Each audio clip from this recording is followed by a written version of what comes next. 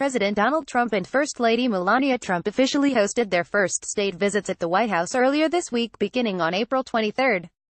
France's President Emmanuel Macron and French First Lady Brigitte Macron. The Trumps spent a great deal of time together with their French counterparts, so naturally the French First Lady was asked about her time in the U.S. with the Trumps with French media when she returned to her home country.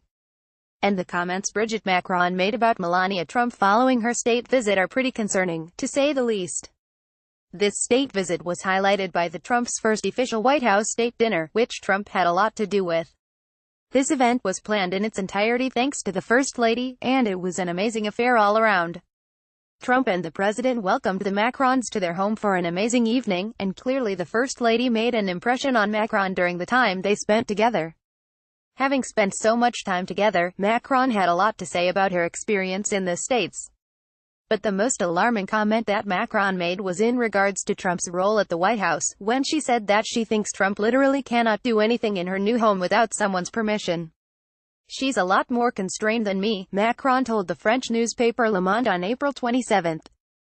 "Melania cannot do anything. She cannot even open a window in the White House," Macron said.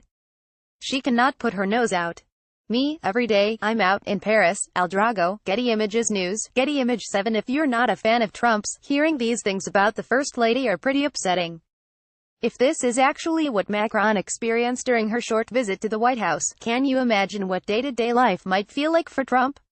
If there is any truth to what Macron is saying here, it sounds like Trump is living in a jail cell rather than the most famous addresses in the United States to me. The White House did not immediately respond to Elite Daily's request for comment on the subject. These latest comments also don't help reports that Trump supposedly feels unhappy at the White House.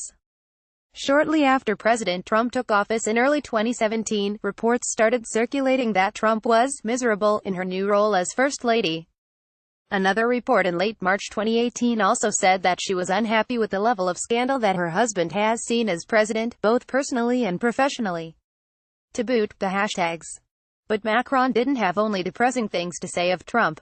Macron also told Le Monde that the U.S.